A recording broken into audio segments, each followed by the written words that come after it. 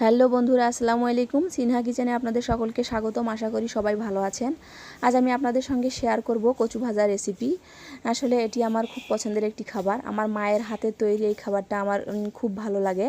তো সেই রেসিপিটা আমি আপনাদের সঙ্গে শেয়ার করব। কোনো রকমের মশলা ছাড়াই আমি এই রেসিপিটা করে আপনাদের সঙ্গে দেখাবো। তো আমি প্রথমে একটা কচু ভালো করে কেটে কুটে পরিষ্কার করে ধুয়ে নিয়েছি।